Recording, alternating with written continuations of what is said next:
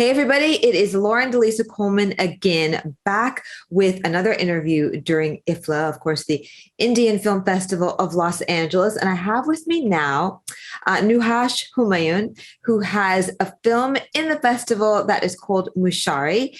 And I can't wait to be able to have him tell you all about this, because who could think all this could come from a mosquito net? So let's do it. I'm excited to hear about this. Go for it. Yeah, so thank you so much for having me. Our Should I tell pleasure. you a little bit about the movie? Please do.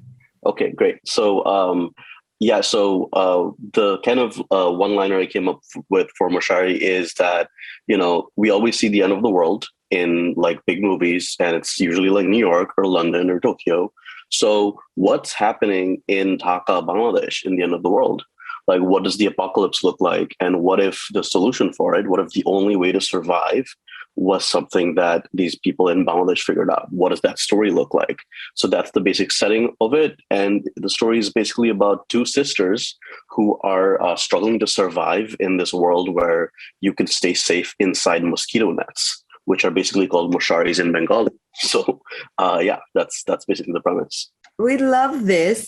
So talk to me a little bit about the making of it. You are, if I'm correct, is it the first Bangladeshi fellow at Sundance? So did you have a lot of different support, or what was that like kind of experience like? How did that contribute to the making of Moshari?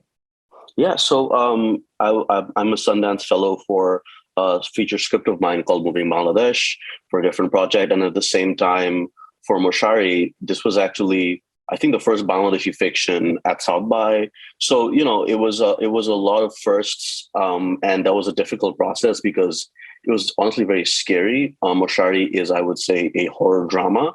And we actually don't have a lot of horror in Bangladesh. So when we were making it, we were very unsure if it was going to work. We didn't know, like, even the cast and crew, they were like, okay, what's going on? What is this? Is this going to be like, is this going to backfire completely? So I think there was a lot of anxiety in the entire process. In fact, a lot of producers that I know from Bangladesh used to work on it. They were like, we don't know if we want to help you send this to festivals. So I was my own producer for this, and I had to send it to places myself, great places like IFFLA. And it ended up being an amazing learning experience. And it turns out that there's a real audience for genre film, even if it's from South Asia. And I've had so many people reach out to me, honestly, and go, hey, this is so cool. I've not really often seen people that look like us in movies like these. So, it's been quite an anxiety inducing journey, but the payoff has been amazing. How interesting. Can you speak a little bit to why you think that this genre has been basically untouched in that part of the world? I would assume that it has to do with deep spiritual belief and not wanting to kind of venture into that realm. Well, I think part of it could be spiritual. It's kind of strange because we have so many scary stories and folklore in Bangladesh that are rooted in horror. There's so many sort of folk tales and horror tales that I kind of drew inspiration from. I think the biggest source of inspiration for me was just the fact that, as a kid, we used to sleep under mosquito nets. And it was always kind of a scary experience because you felt like you're safe inside the net. And what if there was something outside? So that was like a childhood fear I had, of being safe inside this mosquito net, and maybe there could be a creature outside. And basically, I wanted to take that very specific childhood fear and turn that into something universal. But I think a lot of that has to do with technical challenges as well, because horror, I think, is a very, very technical genre. You need really skilled sort of cinematography and really good sound design, and a lot of these sort of technical aspects play into making good horror or good genre stuff work. So in fact, I think our entire team is Bangladeshi, except for, say, our audio engineer, who Yemen, who's from Singapore, because that's the support we needed. We didn't have someone locally who could sort of deal with the kind of soundscapes you kind of need for horror.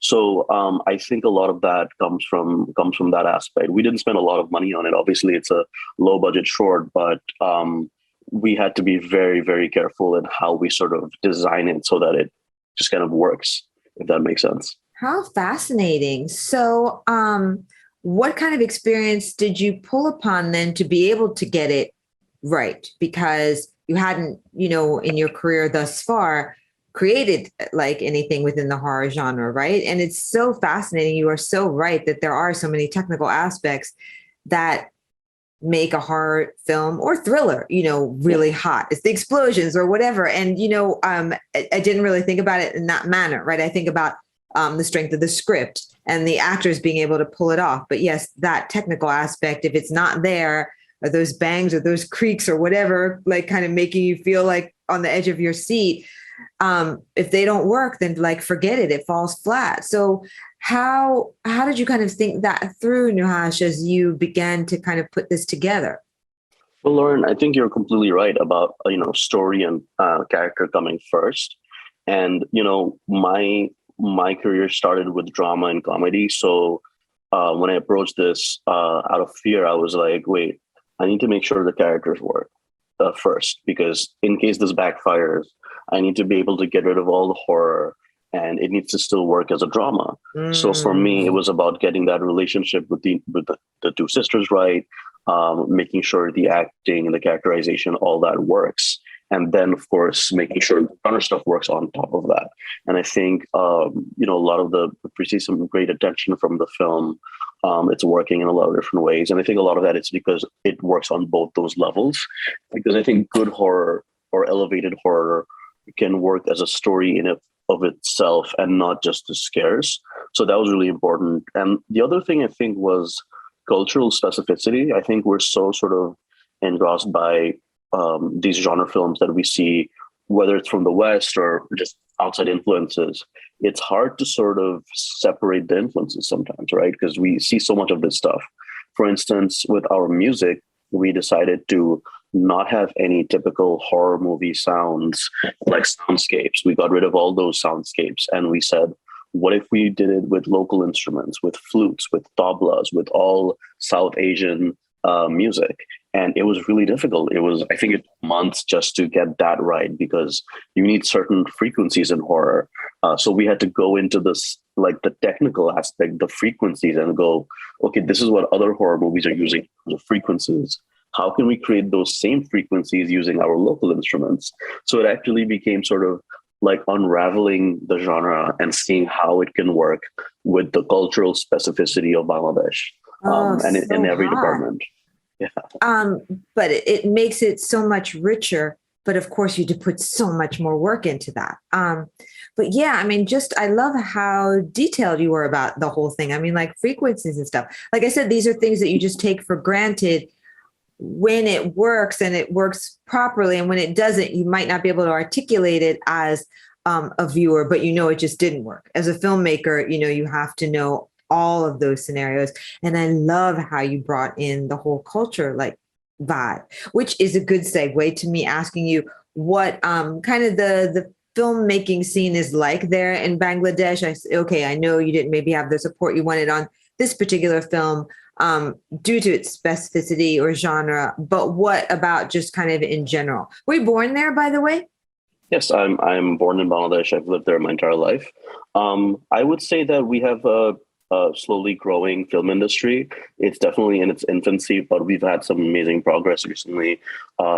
We had some incredible films go international, like Rehana Mariam Noor, which was the first Bangladeshi film to go to Cannes, which we're all very proud of. That happened last year. So a lot of great films, independent films coming out of Bangladesh. At the same time, we have a growing advertising industry, commercial advertising, which I think has helped me because I work mostly in advertising, because it's actually hard to sort of make a living as just a filmmaker in Bangladesh. And I think any Bangladeshi filmmaker would tell you that it's hard if you're just making films financially. And I think, however, making commercials helped me sort of, widen my, I would say, technical skill set, work with bigger budgets, work with clients, and it's kept me in the practice of filmmaking. So that's definitely something that's helped. But I think like there is kind of a lack of awareness globally of what Bangladeshi cinema looks like. If you go up to someone and say, Bangladesh, they don't get a clear picture in their head, maybe. And I think that's a good thing. I want to use that to my advantage because I can paint all these different pictures and it doesn't have to be just one color. It doesn't have to be just one genre. And I want there to be an eclectic mix of Bangladeshi films out there in the world. And, that's kind of part of my mission now. I love that. So what drew you to film overall, Nuhash? Because, you could stay within the advertising industry there and, I'm sure just keep rising up through the ranks and not have to kill yourself figuring out frequencies and more. What is it about the industry that just kind of keeps you attached? Well, I would say that I just love making up stories. I love telling stories. That's something that I've always had. And I have a lot of storytellers in my family, and that's something I've always valued.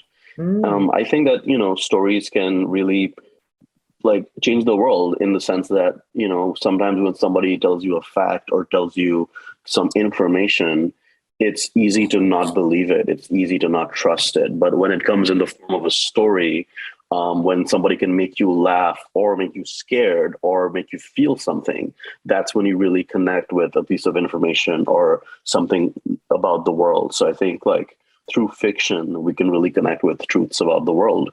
So I think it's a very, very powerful tool, so powerful that, in fact, it can very easily be misused as well. If you look at any kind of film propaganda. So, yeah, and I think it's a powerful tool that every sort of individual needs to know, and you need in every department of the world, but also specifically for Bangladesh, I think it's really important to sort of say something, to have a narrative, and to have filmmakers who are sort of modern filmmakers saying something, if that makes sense. I think that's really exciting, and I can't wait to see what comes, more from this part of the world. But you are not there right now. As we said offline, you are in Texas. Are you planning to go to the festival? At this point, no, because I have to travel back to Bangladesh for pre-production on another project. So I'll be attending some of the parts of the festival virtually, but I'm really excited to be part of it. Yeah. Very cool. So, and that's perfect also segue into me asking you, what do you have on tap next? Because I can only imagine, after this and all the detail and the love that you've put into it, you have such a wealth now to pull upon for the next project. So what's going to come up for you, or what do you want to work on next? Well, there's actually been a lot of talk about a feature adaptation of Moshari, the short film. So that is something that I'm very seriously considering and developing at the same time. And I also have another script called Moving Bangladesh, which is a true story drama that was, as you mentioned, in a Sundance Lab, which I'm very excited about filming later half of this year. So a lot of projects that I'm really excited about. Yeah.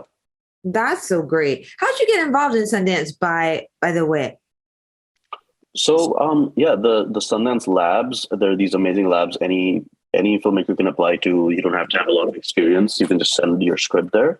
And it was something that I heard about when I was at the Asian Film Academy in Busan. And at the time, I was very nervous to apply because nobody from Bangladesh had gotten in yet. And a lot of people kind of just casually told me, don't even bother. People like us don't get in. Yeah, people told me that. So that was a whole, even sort of applying was, I had to get over a whole insecurity just to even apply. So it's a very big deal to me that I got in, and it was a wonderful experience.